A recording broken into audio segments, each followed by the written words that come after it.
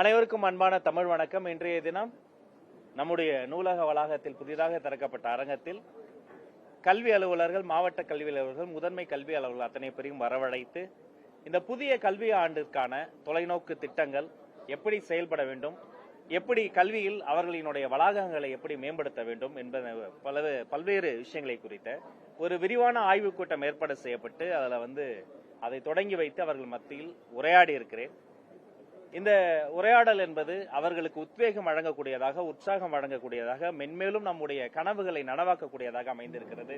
இந்த கல்வி அலுவலர்கள் அவர்கள் சம்பந்தப்பட்ட அந்த கல்வி நிலையங்களுக்கு நேரில் சென்று அங்க இருக்கக்கூடிய அந்த நிலைமை இன்னும் மேம்படுத்தி அங்க இருக்கக்கூடிய மாணவர்கள், ஆசிரியர்கள் மற்றும் அந்த கல்வி அந்த எஜுகேஷனல் ரிசல்ட், ஆனுவல் ரிசல்ட்டை இன்னும் இம்ப்ரூவ் பண்ணுவதற்கான பல்வேறு விஷயங்களை குறித்து விரிவாக கலந்து ஆலோசனை செய்யப்பட்டது. இதில் பங்கெடுத்த அத்தனை பேருக்கும் எங்களின் சார்பில் வாழ்த்துக்களையும் வணக்கங்களையும் தெரிவித்துக் கொள்கிறேன்.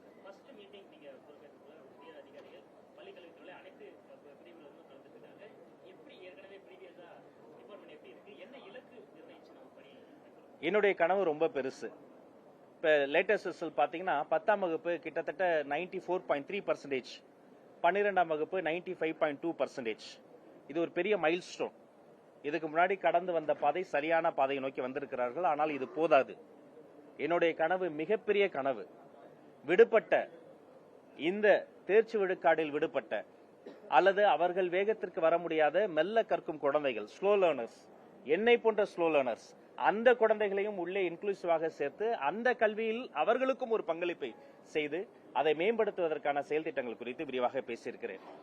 குறிப்பாக டிஎன் ஸ்பார்க் போன்ற செயல் திட்டங்களை முன்கொடுத்து வெறும் கூட்டல், கழித்தல், மதிப்பெண்கள், மனப்பாட பகுதி அதை மட்டும் படித்துக் கொண்டிருந்த குழந்தைகளினுடைய தலைமுறையை மாற்றி அவர்களுக்கு artificial intelligence, cognitive AI, coding, Python, J2E மற்றும் virtual reality, augmented reality, HTML போன்ற விஷயங்கள்லாம் தொடக்கமாக 5000 பள்ளிக்கூடங்களை தொடங்குவதற்கான வேலையும் நான் சொல்லியிருக்கிறோம். அதன் பிறகு தமிழ்நாடு முழுக்க கோடிங்கை இந்த பள்ளிக்கூட மாணவர்களுக்கு கொண்டு போய் கொடுத்து இந்த கோடிங்கை அவர்கள் படிப்பதற்கான அந்த ஒரு வசதி வாய்ப்பும் ஏற்படுத்துவதற்கான போன்ற பல்வேறு விஷயங்கள் இந்த விரிவாக ஆலோசிக்கப்பட்டது.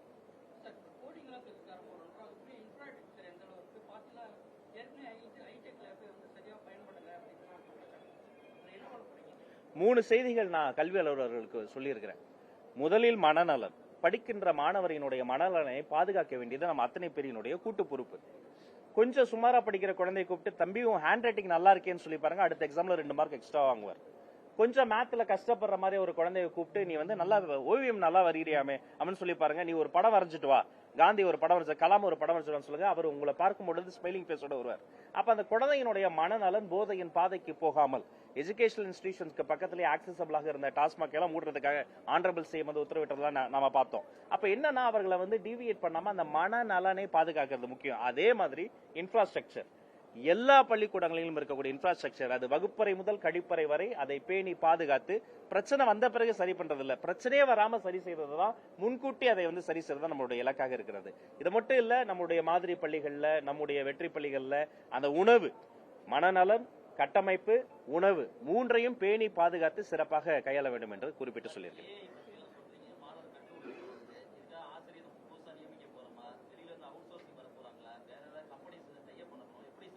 ஆல் பாசிபிள் வேஸ், ஆல்ரெடி இருக்கக்கூடிய டீச்சர்ஸ், ட்ரைனிங் தி ட்ரைனர்ஸ் நம்ம சொல்லுவோம். எப்படி புதிய சிலபஸ் புக்கை கொடுத்து அவங்கள ட்ரெயின் பண்ணி அதன் மூலமாக அவங்க டீச்சர்ஸ் ஸ்டூடெண்ட்ஸ் சொல்லி தராங்களோ அது மாதிரி அந்த டீச்சர்ஸையும் நாங்கள் அப்கிரேட் பண்ண போறோம். மற்றும் தகுந்த நேரத்தில் தகுந்த தேர்வுகளின் மூலமாக எந்தெந்த காலி பணியிடங்கள் இருக்கோ அதையெல்லாம் உள்ள கொண்டு வர போறோம். அது மட்டும் கிடையாது, இது நீட் ஆஃப் தி ஆருங்க. இந்த ஆர்டிபிஷியல் இன்டெலிஜென்ஸ்ல நாங்க பயனாளராகவே இருக்கிறோம். நம்ம தம்பியோ தங்கச்சி என்ன பண்றாங்க, சாட் ஜிபிடியில போட்டு ஒரு அசைன்மெண்ட் எழுதிட்டு வந்துருக்காங்க, கூகுள் ஜெமினிஐல போட்டு ஒரு ஹோம்ஒர்க் முடிச்சுட்டு வந்துடுறாங்க. அப்படி வெறும் பயனாளராக இல்லாம நாம ஒரு கூகுள் ஜெமினிஐயோ நாம ஒரு சாட் ஜிபிடி உருவாக்கினா எப்படி இருக்கும். அப்ப அந்த ஒரு இன்குபேஷன் சென்டராக அவர்களினுடைய கற்றல் கூடமாக மட்டுமல்ல, கற்பனைகளை சாத்தியப்படுத்தக்கூடிய சாதனை கூடங்களாக மாற்றுவதற்கான ஒரு என்விரான்மெண்ட் நாங்க உருவாக்கணுங்கிறது ஒரு இலக்கு கூட நம்ம டிராவல் பண்ணிட்டு இருக்கோம். ஒரே நாள்ல பண்ண முடியாதுங்க, ஆனா ஒவ்வொரு நாளும் பண்றோம். நேற்றை விட இன்னைக்கு மாறி இருக்கு, போன வருடத்தை விட ரிசல்ட் 1% மேல இம்ப்ரூவ் ஆயிருக்கு. டெஃபினெட்லி ஒன் டே இது நடக்கும், அதை நோக்கி தான் நடந்துகிட்டு இருக்கும். இல்ல, போன வருஷத்தை விட இம்ப்ரூவ் ஆயிருக்கு, நெக் டு நெக் இருக்கு. அப்புறம் முதல் இடம் 2ஆம் இடம் அப்படிங்கறதுல எனக்கு பர்சனலா உடன்பாடு இல்லை. எல்லாரும் ஜெயிக்கணும், யாரும் விட்டு போயிடக்கூடாது, இன்க்ளூசிவா இருக்கணுங்கிறது தான் முக்கியம். வெறும் வெற்றியை மட்டுமே இலக்கா வச்சு போயிடக்கூடாது. அதுக்குன்னு சில மாவட்டங்கள்லாம் பின்தங்கி இருக்கும் பொழுது அது கண்டுக்காம விட்டுறக்கூடாது. அப்ப என்ன பண்ணணும்னா தொடர்ச்சியா ஸ்லோ அண்ட் ஸ்டடியா கொஞ்சம் கொஞ்சமா பேபி ஸ்டெப் ஆவது ஒரு வெற்றியை நோக்கி நம்ம நகரணும். அதுதான் நிலைத்து நிற்கும். இப்பதான் ஸ்மார்ட் கிளாஸ் ரூம்ஸ் வந்து நம்ம வந்து என்ஹான்ஸ் பண்ணிட்டு இருக்கிறோம். இப்ப அந்த அந்த ஸ்டூடெண்ட் சென்ட்ரிக் அப்ரோச் நம்ம வந்து என்ஷூர் பண்ணிருக்கிறோம். முன்னாடி எல்லாம் வந்து அப்படி கிடையாது. ஆனா இப்ப மாணவர்கள் அதிகம் பேச சொல்லி டீச்சர்ஸ் ஆசிரியர்களை குறைவாக பேச சொல்லி அதை நாங்க வந்து அந்த அந்த போலார் ஷிஃப்டையே நாங்க வந்து இன்சிஸ்ட் பண்ணியிருக்கிறோம். என்னுடைய அதிகாரிகளுக்கு இந்த நேரத்தில் நன்றி சொல்லணும். என்னுடைய சிந்தனை ஓட்டத்தோட அவர்களும் நேரடியாக அதே ஓட்டத்தில் அதே சிங்கிள் பேஜில் எல்லாருமே இருக்கிறோம். அதனால கொஞ்சம் கொஞ்சமாக நிச்சயமாக அந்த பெருங்கனவை வந்து ஒரு நாள் சாத்தியமாகும். ஆமாங்க.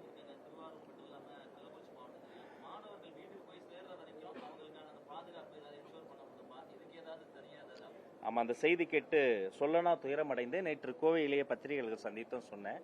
பொதுவாகவே பள்ளிக்கூடத்திற்கு மாணவர்கள் வரும்போதும் பள்ளிக்கூடம் முடித்து மாணவர்கள் வெளியேறுகிற போதும் அந்த ஏரியாவில் இருக்கக்கூடிய தன்னார்வலர்களை, ஆசிரியர் பெருமக்களை மற்றும் அங்க இருக்கக்கூடிய பொதுமக்களை பப்ளிக் பார்ட்டிசிபேஷனோட சேர்த்து தயவு செய்து போக்குவரத்து குறித்த விழிப்புணர்வோடு செயல்பட வேண்டும் என்பதை கேட்டுக்கொள்கிறேன். அவர்களுக்கு அங்க இருக்கக்கூடிய காவலர்கள், அவர்களுக்கு இப்ப சில குழந்தைகள் இன்னமும் நிறைய கிராமங்களை பார்த்தா பேருந்துகள்ல வர்றாங்க. அப்ப அங்க இருக்கக்கூடிய நடத்துனர்கள், ஓட்டுநர்கள் இன்னும் கனிவோடு தயவு செய்து இதை வந்து நீங்க நான் வந்து ஏதோ உத்தரவுற நினைச்சுக்காதீங்க. நான் வந்து ரெக்வஸ்டா கேட்கிறேன், இன்னும் கொஞ்சம் கனிவா அந்த ஸ்டூடெண்ட்ஸ்ட பேசுங்க. அவங்க கொஞ்சம் ஏதாவது ஒரு அவங்க வந்து படியில பயணம் பண்ண ஆசைப்படுறாங்கன்னா அன்பா சொல்லி அரவணைத்து அவங்கள உள்ள கொண்டு வாங்க. வேகமாக வாகனங்கள் சொல்லுதா அங்க எல்லாமே ஸ்பீட் பிரேக்கர்ஸ் போட்டு அங்க நாங்க வந்து அந்த ஜீப்ரா லைன்ஸ் எல்லாம் போட்டிருப்போம். எல்லாமே சிசிடிவி கேமராஸ் எல்லாம் போட்டிருக்கிறோம். அப்ப இன்னும் கொஞ்சம் வேகமா யாராவது அப்படி ஒரு ஆர்வக்குளர்ல பண்றாங்க அப்படின்னா அவங்களை அங்கேயே நிறுத்தி இது ஸ்கூல் ஏரியாங்க, இது வந்து எஜுகேஷனல் ஏரியா, தயவு செய்து இது மாதிரி நீங்க டிராபிக்கை வயலேட் பண்ணாதீங்க அப்படின்னு சொல்லிட்டு அந்த சென்சிட்டிவான ஏரியாஸை பேணி பாதுகாக்கணும். போக்குவரத்து குறித்த சாலை விதிமுறைகளை முழுமையாக பின்பற்றுவது குறித்த விழிப்புணர்வை இன்னும் அதிகப்படுத்த போகிறோம். அந்த இழப்பு எங்களுடைய இழப்பு. அந்த குடும்பத்தாரோடு நானும் அந்த துக்கத்தில் பங்கெடுக்கிறேன்.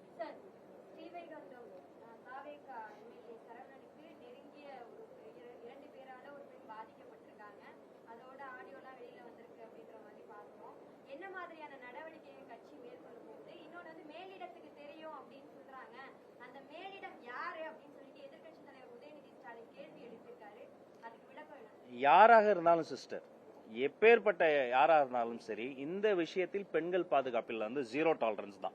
சம்பந்தப்பட்ட விஷயத்தை வந்து சீராய்வு செய்து கூர்ந்து நோக்கி விசாரணை செய்து, இது பள்ளிக்கல்வித்துறைக்கு சம்பந்தம் இல்லைனாலும் கட்சி சார்ந்து நான் சொல்கிறேன், யாராக இருந்தாலும் மிக கடுமையான நடவடிக்கை எடுக்கப்படும்.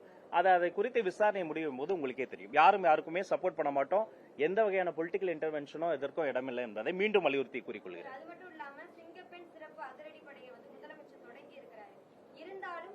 சமுதாயத்துல குற்றம் நடக்கக்கூடாது அப்படின்னா குற்றவாளியினுடைய குற்ற மனநிலையை தான் மாத்தணும். அதுக்கு ஃபர்ஸ்ட் ஸ்டெப் வந்து ஸ்கூலு, காலேஜஸ் தான். அப்படி இருக்கும் பொழுது விழிப்புணர்வு நிகழ்ச்சிகள் ஸ்கூல்ல நடக்கும். யார் யாரெல்லாம் அதுக்கு அலோவ் பண்ண போறீங்க? பகுத்தறிவுக்கு ஏற்ற வகையில அறிவியல் ரீதியா அந்த மாதிரி எதுவும் பிளான் வச்சிருக்கீங்களா? நல்ல கேள்விங்க. அறிவியலுக்கு புறமான எந்த விஷயங்களுக்கும் எங்களுடைய கல்வி சாலையில் இடம் கிடையாது. முழுக்க முழுக்க தன்னம்பிக்கை, அறிவியல், பகுத்தறிவு, சமூக நீதி, இதை சொல்லக்கூடிய யாராக இருந்தாலும் அவர்களை வரவேற்க தயாராக இருக்கிறோம். இந்த ஸ்கூலுடைய தூதுவர்கள் யாருன்னா முன்னாள் மாணவர்கள் தான். அந்த அலுமினி இருக்காங்க பாருங்க, அவங்களை எல்லாம் அம்பாசிடர்ஸா திருப்பி கூட்டு வந்து அந்த குழந்தைகள் கிட்ட பேச வைக்க போறோம். நான் இந்த கிளாஸ் தான்ப்பா படிச்சேன், இந்த கிளாஸ்ல இவ்வளவு மார்க் வாங்கினேன், இவ்வளவு கஷ்டப்பட்டேன், வேலைக்கு போனேன், நீங்க நல்லா இருக்க ராஜாமா இருக்க, நீயும் அது மாதிரி வரணும்னு ஒரு பெரிய மோட்டிவேஷன். அப்படிதான் படிக்கும்போது சில குழந்தைகளுக்கு வந்து சின்ன சின்ன கசப்புணர்வுகள் இருக்கும். யாரோ ஒருத்தங்க சத்தம் போட்டுட்டாங்க, அவங்க மேல ஒரு கசப்புணர்வு இருக்கும். படித்து முடித்து 25 ஆண்டுகள் கழித்து ஒரு புத்தக கண்காட்சிக்கு நான் வந்து சிறப்பு விருந்தினரா போய் பேசி முடித்து கீழே இறங்கின பிறகு என்னுடைய டீச்சர் ஒருத்தரை பார்த்துட்டு ஓடி போய் கட்டி பிடிச்சி 2 பேரும் கண்ணீர் விட்டுட்டாங்க அறியாம. ஆனா படிக்கும்போது எங்களுக்குள்ள அவ்வளவு வந்து ஒரு மனக்கசப்பு இருந்துகிட்டே இருந்தது. ஆனா அன்னைக்கு அவர் கடுமையாக என்னை குறித்து இன்னும் கொஞ்சம் கூடுதல் அக்கறையோடு நடந்து கொண்டதால் தான் இந்த இடத்துக்கு நான் வந்திருக்கிறேன். அப்ப அதை போன்ற விஷயங்கள்லாம் சரி செய்வதற்காக தன்னார்வலர்கள், தன்னம்பிக்கை பேச்சாளர்கள், தமிழ் ஆர்வலர்கள், சப்ஜெக்ட் மேட்டர் எக்ஸ்பர்ட்ஸ் மற்றும் முன்னாள் மாணவர்களை நாங்க வந்து இன்னும் அதிகமா போன கல்வியாண்டுகளை விட அதிகமா உள்ள கொண்டு வருவோம். மிக முக்கியமான விஷயம் என்னன்னா, இந்த பள்ளிக்கூடங்களும் கல்லூரிகளும் மிக முக்கியமான இடங்கள். இந்த போதையின் பாதைக்கு அவர்கள் சென்று விடாமல் தடுப்பதற்கான எல்லா விஷயங்களையும் முன்னெடுக்க நாங்கள் தயாராக இருக்கோம்.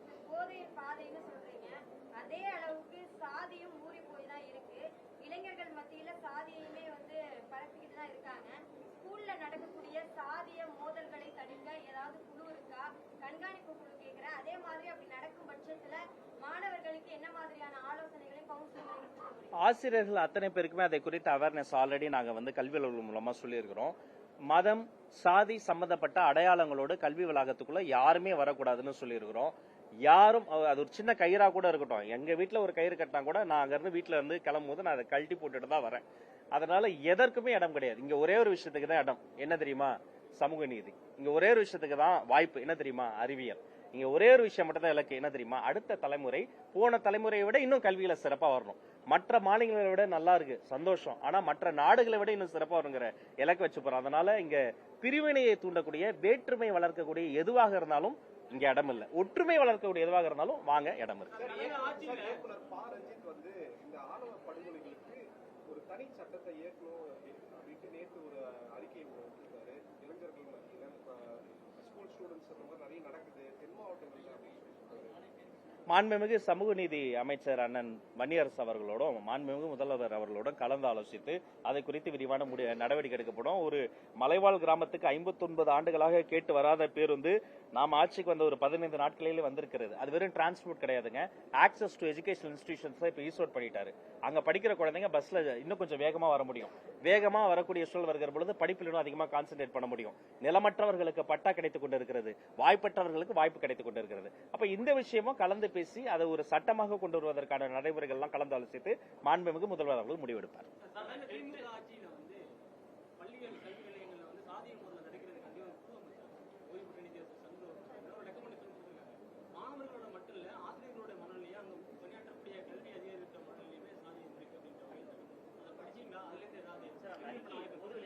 நீதிபதி சந்திர அவர்களை நான் சந்தித்தேன்.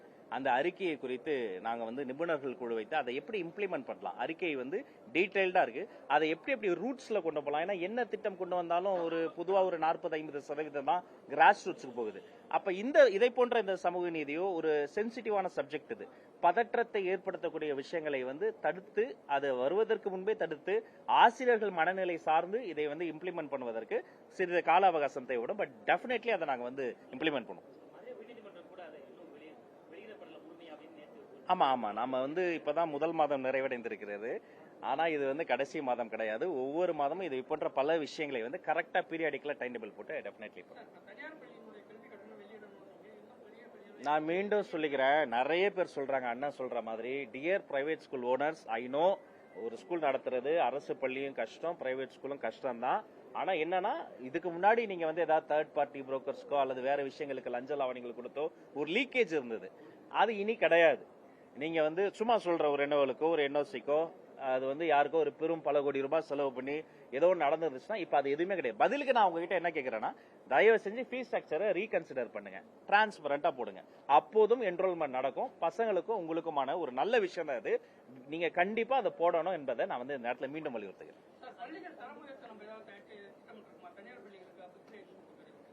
இல்ல, தனியார் பள்ளிகள் சரியா 4 ABCD 4 கேட்டகரி வச்சிருக்காங்க. சானிடேஷன்ல இருந்து, பில்டிங் சேஃப்டில இருந்து, ஃபயர் சர்டிபிகேட்ல இருந்து, அந்த பர்மிஷன்லாம் கரெக்டா இதுக்கு முன்னாடி இன்ஸ்பெக்ஷன்லாம் எப்படி நடந்ததோ அதை விட இன்னும் கண்ணும் கருத்துமா நடக்கணும்.